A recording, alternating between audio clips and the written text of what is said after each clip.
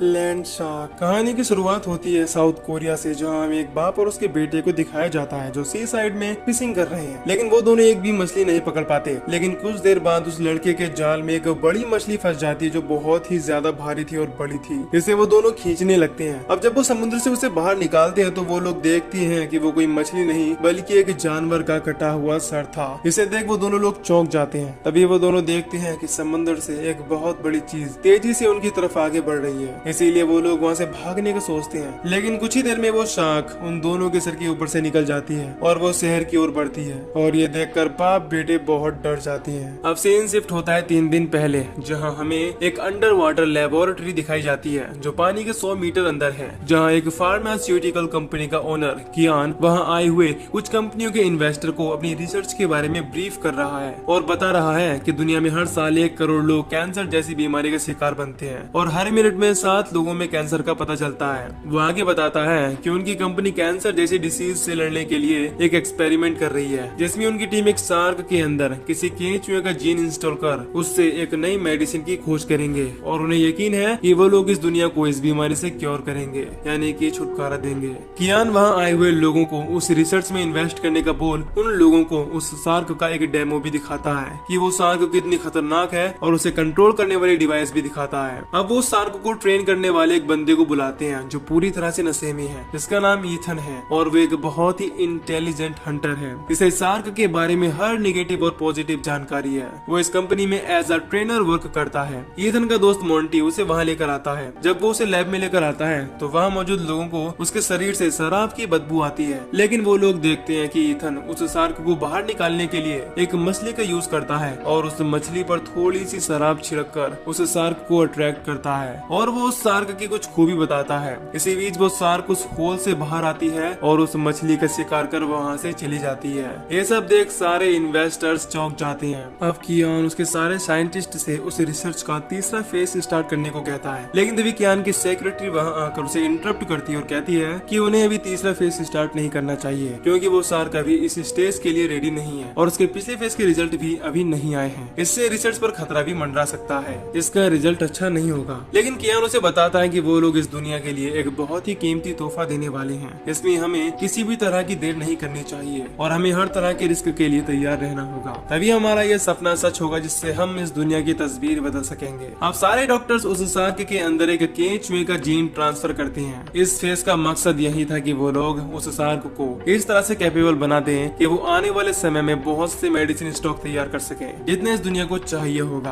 अब हम देखते हैं कि उनका ये फेज भी सफल हो जाता है। इससे सारे वर्कर्स और डॉक्टर्स भी बहुत खुश होते हैं, लेकिन उन्हें अभी आने वाली मुसीबत के बारे में पता नहीं था। अब हमें कुछ देर बाद उस शार्क को दिखाया जाता है। इसमें हमें उस शार्क में अनवांटेड ट्रांसफॉर्मेशन दिखाई देते हैं और हमें तभी उस सेक्रेटरी को दिखाया जाता है जो उसी गिलास के पास खड़ी हुई है, जहाँ वो शार्क गिलास के बिल्कुल पास आती हुई दिखाई देती है। लेकिन जब वो गिलास की तरफ देखती है तो वो शार्क लौट जाती है। तभी वहाँ कियान आता है जो कियोन से कहता है कि वो उसकी बेटी को उसी द्वीप पर बने रेस्ट हाउस में छोड़कर जा रहा है, जिसे वो अपने साथ ले आए। वहीं एक और हमें एक डॉक्टर नजर आता है जो अपनी बेटी से वीडियो कॉल पर बात कर रहा है। तभी उसे डेंजर अलार्म सुनाई देता है और वो सारी टीम को वहाँ बुला लेता है। सारे लोग अब परेशान है कि क्या हुआ। तभी कियोन को उस डिवाइस का पता चलता है, इससे उसे कंट्रोल और एग्जामिन किया करते थे। अब उन्हें दिखता है कि शार्क की ECG कंट्रोल में नहीं है और उसकी धड़कन धीरे धीरे गिर रही है और उन्हें लगने लगता है कि शायद वो शार्क मर चुकी है। लेकिन तभी वो शार्क उस टैंक से बाहर आती है और अपने साथ एक डॉक्टर को ले जाती है। इससे सारे लोग बहुत बुरी तरह से डर जाते हैं। अब वो ट्रेनर ईथन भी वहाँ आ जाता है और उस शार्क की उस हालत को देख वो उन डॉक्टर से पूछता है कि वो शार्क कैसे खूंखार हो गई, लेकिन उसे कोई नहीं बताता कि उसके साथ क्या किया गया है। तभी वो शार्क उस बुलेट प्रूफ ग्लास को हिट करने लगती है और उन लोगों को लगता है कि वो उसे ब्रेक नहीं कर पाएगी, लेकिन उन लोगों का अंदाजा धरा का धरा रह जाता है और वो शार्क उस ग्लास को तोड़कर बाहर आ जाती है। इससे उस लैब में चारों तरफ पानी ही पानी भर जाता है। अब वो सारे लोग बुरी तरह से डूबने लगते हैं और वहाँ की सारी मशीनें और इक्विपमेंट भी बर्बाद हो जाती हैं। सभी जगह पानी ही पानी था।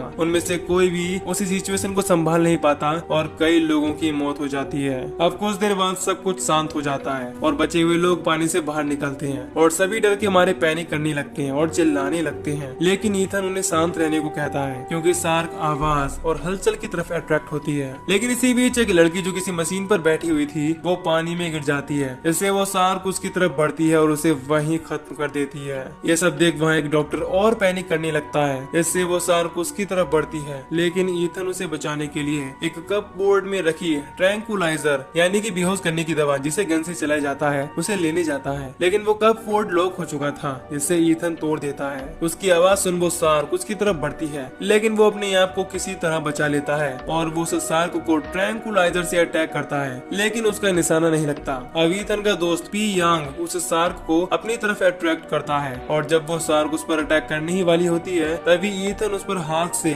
ट्रैंकुलाइजर लगा देता है। अब मोंटी और ईथन किसी तरह से उस शार्क को बेहोश कर देते हैं। अब ईथन बताता है कि उन्हें किसी भी तरह यहाँ से निकलना होगा, तभी हम अपनी जान बचा पाएंगे, और वो सारे लोग भी उसकी बात मान लेते हैं क्योंकि उन्हें उस पर विश्वास था। अब वो लोग उसके साथ एग्जिट गेट की ओर आगे बढ़ते हैं, लेकिन एक डॉक्टर इसके हाथ से खून बह रहा होता है। उसकी स्मेल से वो शार्क एक बार फिर कॉन्शियस हो जाती है और उसे लड़की को मार डालती है। अब सारे लोग फिर से डर जाते हैं और तेजी से गेट की तरफ बढ़ते हैं, लेकिन वो गेट पानी के कारण जाम हो चुका था। अब वो लोग उस लैब में लगे वेंटिलेशन से बाहर आ जाते हैं। उन्हें लगता है कि अब वो लोग पूरी तरह सेफ हैं, लेकिन तभी उन्हें जमीन में बहुत बड़ी बड़ी दरारें नजर आती हैं। इसे देख ईथन को कुछ सस्पिशियस लगता है और तभी कियोन को याद आता है कि चीफ कियान ने उनकी बेटी को अपने साथ ले जाने का बोला था, जो वही रेस्ट हाउस में थी। अब हमें उसी बच्ची को दिखाया जाता है जो पार्क में ही झूला झूल रही थी। तभी वहाँ वो शार्क आ जाती है, जिसे देख वो बच्ची एक पाइप में घुस जाती है, लेकिन वो शार्क उस पाइप में भी घुस जाती है। तभी वहाँ कियोन और ईथन आ जाते हैं और ईथन बड़ी बहादुरी से उस बच्चे को बचा लेता है और अपने साथ उसी द्वीप की ओर भागता है जहाँ उसके लैब के साथी उसका वेट कर रहे थे।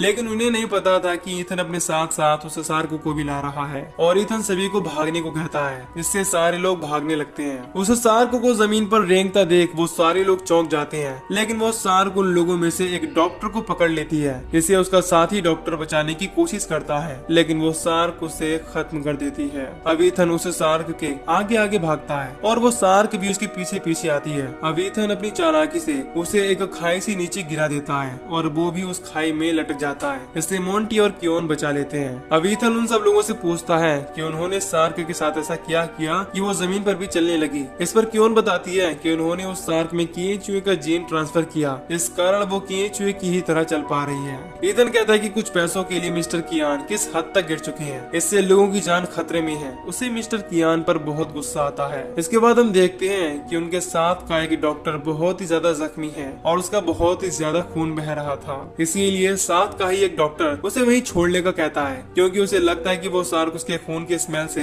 हम पर भी अटैक कर सकती है, और होता भी ऐसा ही है। वो शार्क वहाँ आ जाती है और उस डॉक्टर को मार डालती है। अब एक बार फिर सारे लोग अपनी जान बचाने के लिए भागने लगते हैं। इस दौरान वो डॉक्टर भी बहुत जख्मी हो जाता है और डर के मारे वो रास्ते में गिर जाता है। इसे बचाने वो छोटी बच्ची आगे जाती है, लेकिन वो डॉक्टर बहुत ही ज्यादा सेल्फिश था। वो उस बच्ची को उस पार्क के सामने छोड़ वहाँ से भागने लगता है, लेकिन शार्क तो उसके खून की स्मेल के कारण उस बच्चे को छोड़ उससे ही सबसे पहले खत्म करती है और फिर वो उस बच्चे को मारने आगे बढ़ती है। तभी वहाँ मिस्टर कियान अपने कुछ आदमियों के साथ आ जाता है और उस शार्क पर फायर करने लगता है, और मौका देकर ईथन भी एक गन से ग्रेनेड से फायर करता है, लेकिन कियान उसे ऐसा करने से रोक लेता है, क्योंकि कियान उसे जिंदा पकड़ना चाहता था, क्योंकि वो उस शार्क से फिर से उस मेडिसिन की खोज करना चाहता था, और इस काम में वो ईथन की मदद मांगता है, क्योंकि ईथन ही एक ऐसा बंदा था जो उस शार्क को कंट्रोल कर सकता है। लेकिन ईथन उसका साथ देने से मना कर देता है। मिस्टर कियान बहुत ही क्रूर किस्म का इंसान था। वो उनके साथ के ही एक डॉक्टर को मार डालता है और सभी लोगों को मारने की धमकी देता है। इससे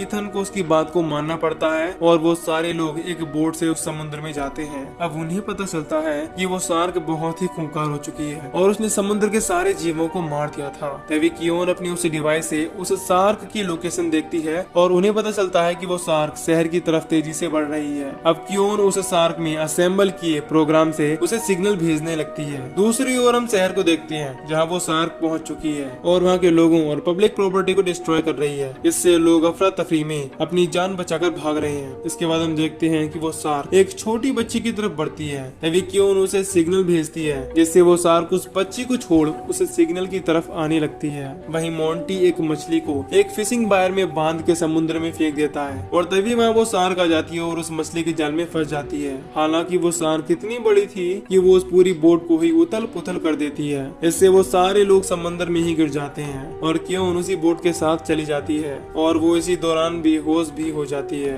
अब वो शार्क उस बोट को लेकर वापस जमीन पर आ जाती है और और उस बोट के साथ साथ इंजन भी आ जाता है जो वहीं झाड़ियों में गिर जाता है। अब वो शार्क उस बोट को लेकर क्योन के साथ एक गुफा में चली जाती है। जब क्योन को होश आता है तो वो देखती है कि शार्क उसके पीछे ही खड़ी है जो ऑलमोस्ट उस पर हमला करने ही वाली थी। लेकिन तभी वहाँ कियान के लोग आ जाते हैं और ईथन भी वहाँ आ जाता है जो उस शार्क को गन से इलेक्ट्रिक शॉक दे देते हैं जिससे वो बेहोश हो जाती है। और मिस्टर कियान भी वहाँ आ जाता है जो उस शार्क को निहारने लगता है। अब कियान ईथन और क्योन को बताता है कि उसका मकसद कोई मेडिसिन बनाना नहीं है बल्कि एक बायो वेपन बनाना है और ये बात किसी को ना पता चले, इसीलिए वो क्योन और ईथन को मारने वाला होता है। तभी उस शार्क को होश आ जाता है और वो शार्क कियान को खा जाती है और अपने बॉस का अंत देख उसके आदमी भी अपनी जान बचाने के लिए वहाँ से भागने लगते हैं और ईथन भी क्योन को लेकर भागने लगता है। अब इसी अफरा तफरी में कुछ स्मोक ग्रेनेड चल जाते हैं, इससे चारों तरफ धुआं ही धुआं हो जाता है और इसी बीच वो शार्क कियान के सारे लोगों को खत्म कर देती है। लेकिन क्योन और ईथन किसी तरह बच जाते हैं। अब ईथन को ऐसा लगता है कि अगर उस शार्क को ऐसे ही छोड़ दिया गया तो वो शहर में बहुत तबाही मचा देगी, इसीलिए वो उसे खत्म करने का प्लान बनाते हैं। अब क्योन से वो कंट्रोल डिवाइस लेकर भागने लगता है लेकिन वो उस डिवाइस को उसके मुंह में नहीं फेंक पाता और अब वो शार्क क्योन की तरफ बढ़ती है जो उसे कंट्रोल करने की कोशिश कर रही थी। ये देख ईथन भी भागने लगता है। तभी हम देखते हैं कि मोंटी एक मछली को लेकर आ रहा है और वो उस मरी हुई मछली को उस शार्क की तरफ फेंकता है। जैसे ही वो शार्क अपना मुंह खोलती है वैसे ही ईथन उसके मुंह में बहुत सारे ग्रेनेड से अटैक कर देता है। इससे उस शार्क की बॉडी में बहुत सारे विस्फोट होते हैं, इससे वो वहीं ढेर हो जाती है। अब मोंटी और क्योन को ऐसा लगता है कि उस विस्फोट में ईथन भी मारा गया है क्योंकि वो उन्हें कहीं नजर नहीं आ रहा था और वो दोनों रोने लगते हैं। तभी ईथन वहाँ आ जाता है, उसे जिंदा देख वो दोनों बहुत खुश होते हैं और क्योन भी ईथन से अपने प्यार का इजहार एक हक से करती है और हमें आखिर में उस शार्क की एक बेबी दिखाई देती है जिसे उसी शार्क ने जन्म दिया था। और इसी के साथ ये मूवी यहीं पर खत्म हो जाती है। अगर आपको मूवी अच्छी लगी है तो प्लीज चैनल को सब्सक्राइब जरूर करिएगा।